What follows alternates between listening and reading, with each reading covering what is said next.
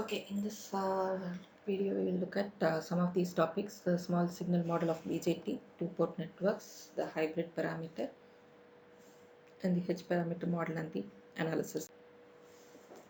What is the need for small signal analysis? By biasing the BJT, what we are doing is we are fixing the operating point. And biasing is the process of providing the DC voltage, which helps in the functioning of the circuit. A transistor is biased in order to make the emitter base junction forward bias and the collector base junction reverse bias so that it can maintain a active region to work as an amplifier. The saturation mode and the cutoff mode are used for switches which involve very large voltage current swings from on to off states. And moreover, many of the electrical components that you use in a simple electrical circuit, say the resistor, the capacitor, the inductor, these are linear. So circuits made with these components are linear circuits, and they can be solved by the differential equations. But some of the components, say the diodes, the transistors, the integrated circuits, etc., they are not linear circuits, meaning the current passing through them is not proportional to the voltage. The output is not proportional to the input. So this can be seen from the VI characteristics. You don't see it as a straight line. What you always find is a curve. Okay. So small signal modeling is usually to approximate the behavior of the electronic circuit which contains the nonlinear devices with the linear equations. This port 2 will make it open, and from by making it open on the equations you will determine what will be the value of these Z11 and Z21. Similarly, Z12 and Z22 you can calculate by performing a open circuit of the port 1. So that is why these are also called as the open circuit impedance parameters. Whereas the Y parameters, as the name indicates, again these are the admittance parameters, because they are, these are simply the ratio of the currents and voltages. The units of Y are mho, the reverse of the inverse of the ohm. Here again, similarly, the Y11 and Y21 they are calculated by doing the short circuit of port 2, and Y12 and Y22 they are calculated by short circuiting the port 1. So these are also called as the short circuit admittance parameters. The next is H parameters. So H, as the name is the hybrid parameter. We'll see why it is called as the hybrid. So here in this what we do is we consider V1 and I2, the input voltage and the output current, as the dependent variable, and I1 and V2, the input current and the output voltage, as the independent variable. So the coefficient of these independent variables will be the H parameters, which will be H11, H12, H21 and H22. So here H12 and H21, they will not have any units, they are dimensionless, whereas units of H11 and H22 they are ohm and mho respectively. So H11 units is ohm and H22 unit is mho. To calculate H11 and H21, you will short circuit port 2, you will close the port 2, and to calculate H12 and H22, you will open the port 1. Okay, so just remember this. When we look at the equation, you will know what it is. So in H parameter, okay, so if suppose the input current I1 and the output voltage V2, if they are the independent variables, and the input voltage V1 and output current, they are the dependent variables, which means you have to write for V1 and I2 because they depend on the independent variables. Independent variables you can get the values directly. Okay, so it will be V1 is nothing but H11. H11 into I1. I1 is the input current, plus H12 into V2. And similarly, I2 can be written as I2 is H21 into I1 plus H22 into V2. Okay, this is how usually the two-port equations will be written as. Okay, the dependent variable V1 is written in terms of the independent variable I1 and V2, and similarly the dependent variable I2 is written in terms of the independent variable I1 and V2. Okay, so we have H11, H12, H21 and H22, which are the hybrid parameters. Okay, so how you can determine the value of these hybrid parameters is that, so to determine H11 and H21, what you will do is the output port is short circuit. Okay, so output port is short circuit in the sense V2 will be made 0. So in these two equations, if you make V2 0, what you will get is H11 and H21. okay. And if you make I1 as 0, okay, meaning if I1 is nothing but on the open side, so if you make I1 0, that is open circuit the input port, then what you will get is H12 and H22, okay. So when you put V2 as 0 in the first equation, you will get V1 is equal to H11 I1, or H11 is nothing but V1 divided by I1. Okay, so V by I is nothing but the impedance, because both are on the input side, you call it as the input impedance.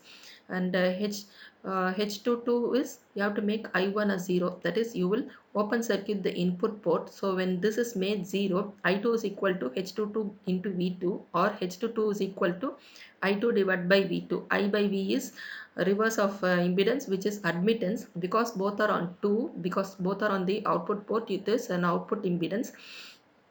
To find H12, you have to make I1 as 0. If you make I1 as 0, you are open circuiting the first equation, so the input port. So which means V1 is equal to H12 into V2, or H12 is equal to V1 by V2. So remember we said that H12 is dimensionless because it is V1 by V2. So it's a ratio of the voltages. It's a reverse voltage gain. It's a gain. Gain is usually output by input, but because here it is 1 by 2, it is a reverse gain. Okay. And similarly, to find H21, you need to make this as V2 as 0. So if you make V2 as 0, what you will get is H21 is equal to I2 by I1. So here it is I2 by I1. It's a gain, and gain is output by input. So it is a forward current gain. Okay. So these are the H parameters. So these H parameters are the hybrid parameters. They are useful in transistor modeling circuits. Mentioning it as instead of H11, saying it as HI, HO, HF, HR. You will also have one more subscript which will denote the configuration of the transistor. Say if suppose it's a common emitter configuration, then you will use another subscript E. If it's a common base, you will use B, and if it's a common collector, you will use C. So what you will, if it's a H11 parameter for a common emitter configuration, then you will call it as HIE, which means it's a short circuit input impedance. HOE is nothing but H22 for a common emitter configuration, meaning it's a open circuit output impedance. HRE is nothing but H12 for a common emitter configuration, which means it's a open circuit reverse voltage gain. And HFE is nothing but H21 for a common emitter configuration, which is a short circuit forward current gain. Let us now look at the transistor hybrid model. So based on the equations of the hybrid parameters and the IEEE standards, the H parameter equations we can be written as V1 is nothing but Hi into I1. See, instead of H11, we are now replacing it by Hi plus HRE V2. Similarly, I2 is HF into I1 plus H0 into V2. So the proposed model satisfies the model that we are going to propose. It's supposed to satisfy these two equations. So for the model, you can write the KVL equation on the input loop and KCL equation for the output loop. So if you look at the circuit, the input circuit will have a dependent voltage generator, and the output circuit will contain a dependent current generator. So this is your model. So if suppose you use a write a KVL equation on the input loop, what will you get? You will get that V1 is nothing but Hi into I1 plus HR into V2. Okay, and on this write the KCL equation. Okay, if you write the KCL equation, I2 is nothing but HF into I1 plus H0 into V2. Okay, so you see that the model that we are generating is also satisfying these two equations, and on the input side you find that it has a dependent voltage generator, and on the output side you have the current generator. So current generator indicated by current source is always indicated by the arrow mark, and voltage source just indicated with the circle and the polarities. Okay. So if you look at the advantages of H parameters, these are always real numbers and are easy to measure. Also, you can determine these from the transistor characteristics curve, and they are convenient to be used in any sort of circuit analysis. And given one set of configuration, you will be able to convert it to the other configuration. Okay, and, so this is the main reason why we go in for the parameters. Now let's see how to determine these H parameters. So for this, let us consider the common emitter configuration. So for this common emitter configuration, the variables that you will be using will be IB, IC, VB and VC. So we have base current, and we have the base voltage, which is nothing but the base emitter voltage, which is represented by VB. And on the output, we have the collector current and collector emitter voltage represented by VC. So IB and VC are the IB and VC are the independent variables because these are nothing but the quiescent point. So you can write VB as a function of these quiescent point values, which is IB and VC. Similarly, IC can be written as a function of IB and VC. Okay, so which means you are going to have two equations, one for VB and another one for IC.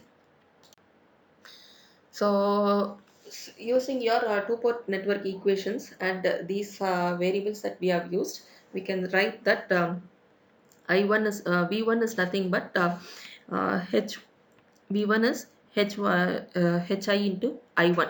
Okay. So here V1 is VB. VB is nothing but HI, because it's a common emitter configuration, HIE into I1. I1 is nothing but IB plus HR.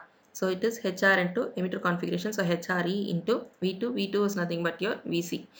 And IC, which is nothing but the HFE into IB plus HOE into VC.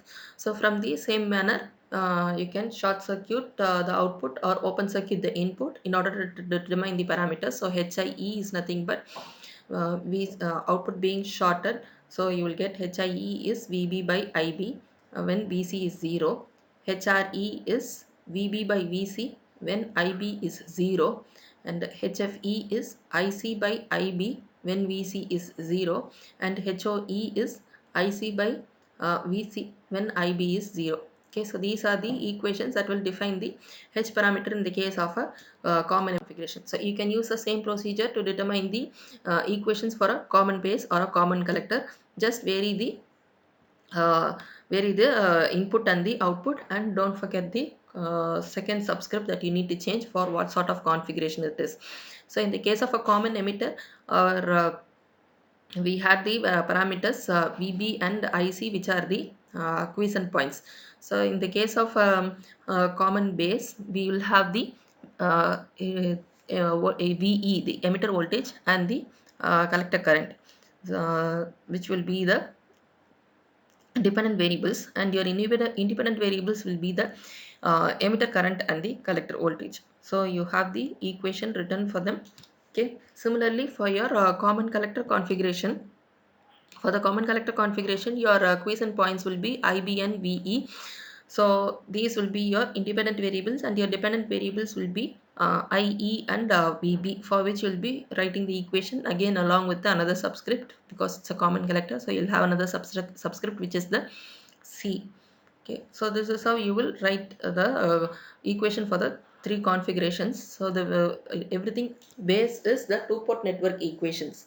Okay, so for based upon using the two-port network equations, what you will be doing is you will be substituting the dependent variables and the independent variables based upon your bias point. So what are the variables that you determine or that you use for your bias point is what becomes your independent variable. The other variables which vary because of the bias point will be the dependent variables. Okay, common collector is 1. Okay, and similarly you can formulate the relationship between the common base and the emitter configuration. So HIB will be HIE by 1 plus HFE. HRB is HIE into HOE divided by 1 plus HFE minus HRE. You can substitute the values and verify these whether they are the same or not. HFB is minus HFE by 1 plus HFE. HOB is HOE by 1 plus HFE. So given one, you will be able to determine the hybrid parameters for the other. Okay, let us now analyze the uh, transistor amplifier model using the H parameters. So a transistor amplifier you can construct by connecting an external load and a signal source and biasing the transistor properly. So if you look at this, this is nothing but the two-port network, meaning what we just saw above.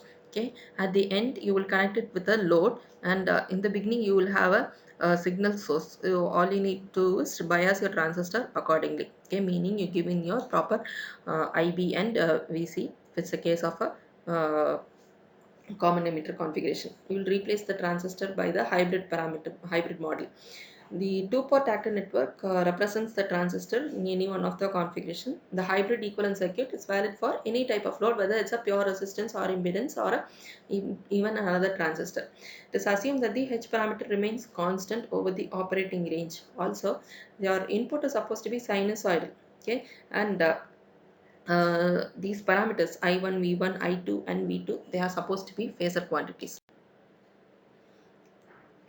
Okay, Rs into I1, okay, plus Hi into I1 plus Hr into V2, uh, HR into V2 is equal to 0 because you have taken the Vs.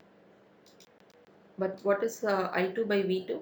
I2 by V2 is nothing but HF into I1 by V2 plus H naught. What we actually need is I2 by V2, so we will retain this as such. So instead of I1 by V2, we are now going to make the substitution.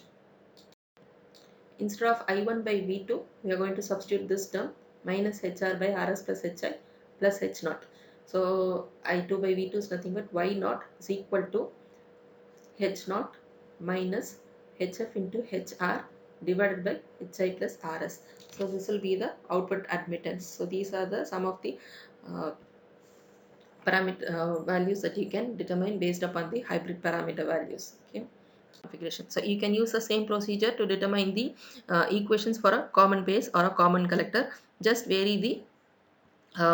vary the input and the output, and don't forget the second subscript that you need to change for what sort of configuration it is. So in the case of a common emitter, our we had the parameters VB and IC, which are the quiescent points. So in the case of common base, we will have the VE, the emitter voltage, and the collector current, which will be the